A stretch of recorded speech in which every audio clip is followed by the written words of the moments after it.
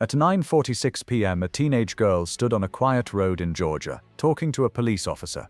There was no screaming, no struggle, no sign of danger.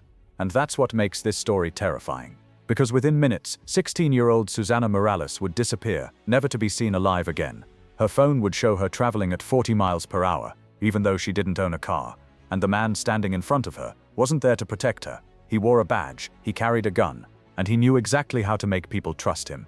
Number 15. The last image.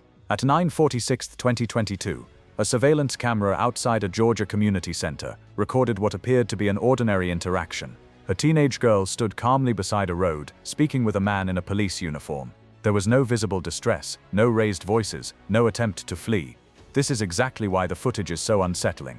Criminologists note that victims are significantly less likely to resist or question authority figures, especially uniformed officers, because uniforms signal safety, legitimacy, and protection. Susanna Morales had no reason to doubt the man in front of her. That trust, ingrained by society, would cost her life. This footage became the last confirmed moment Susanna was seen alive. Number 14. A normal day that meant everything. Earlier that day, Susanna lived an ordinary summer routine. She told her mother she planned to visit one friend, and then changed her plan's behavior so common among teenagers that investigators later emphasized it showed no signs of runaway intent. Studies of missing child cases reveal that voluntary disappearances usually include emotional signals, online searches, packed belongings, or farewell messages. Susanna left none. She was deeply bonded to her family, especially her mother, and had long-term goals, hobbies, and friendships. She loved makeup artistry, recently learned the ukulele, and filled her home with music. Nothing in her behavior suggested she was about to vanish. That normalcy is what made her disappearance so shocking. Number 13. The walk that should have taken 10 minutes.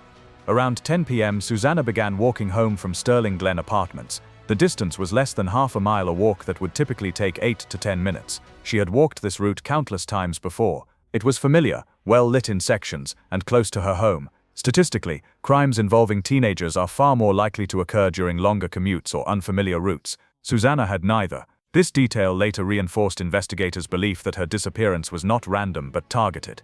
Number 12. Life 360. The digital eyewitness. Susanna's phone had Life 360, a real-time tracking app used by over 50 million families globally. At 9:46 p.m., the app showed Susanna moving at walking speed approximately 3 miles per hour.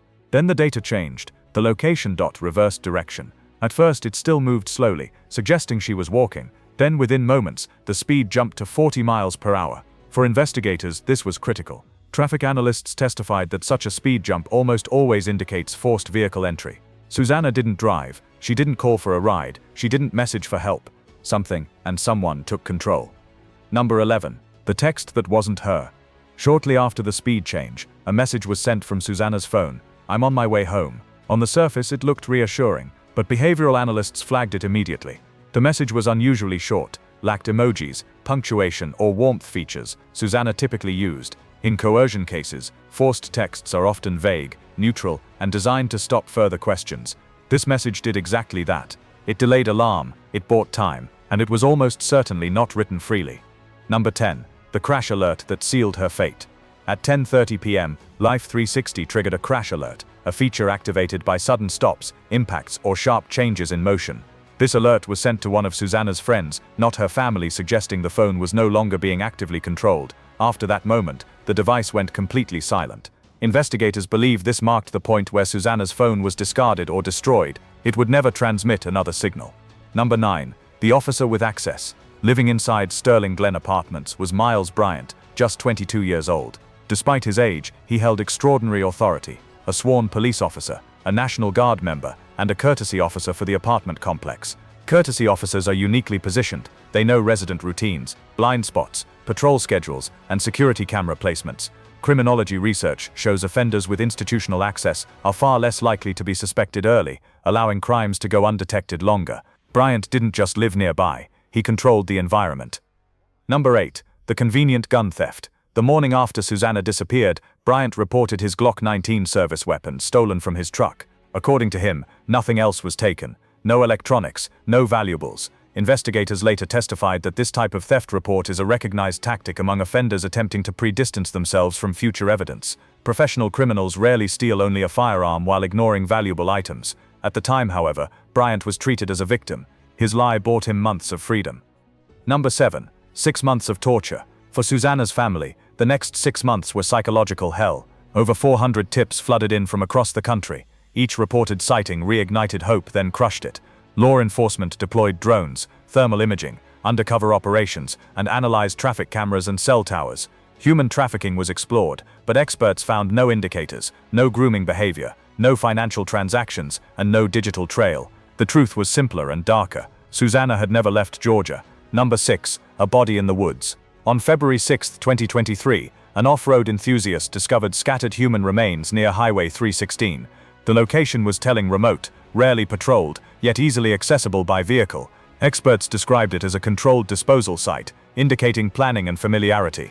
Decomposition erased definitive cause of death evidence, but the scene spoke volumes. No clothing, no personal items, no accident indicators. This was intentional concealment. Number 5. The gun that spoke.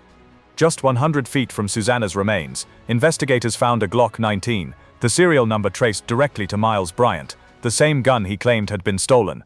This discovery transformed the case overnight. The odds of a stolen weapon coincidentally appearing beside a missing girl from the same apartment complex were astronomical.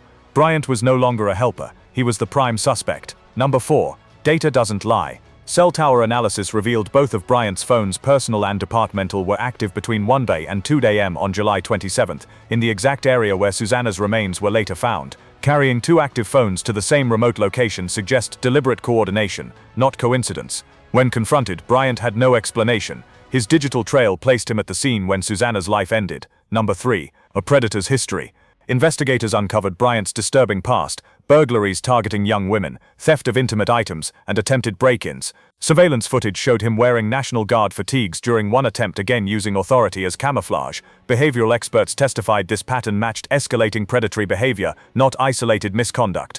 Susanna wasn't the beginning, she was the escalation. Number 2. 14. The verdict. On June 5, 2024, prosecutors presented a circumstantial case so precise it left no room for doubt. Phone data, weapon recovery, witness testimony, behavioral patterns. The jury deliberated for less than 2 hours. Miles Bryant was convicted of malice murder, felony murder, and kidnapping, and sentenced to life without parole. Number 1. The truth that remains. Susanna Morales didn't make a bad decision. She trusted a system designed to protect her.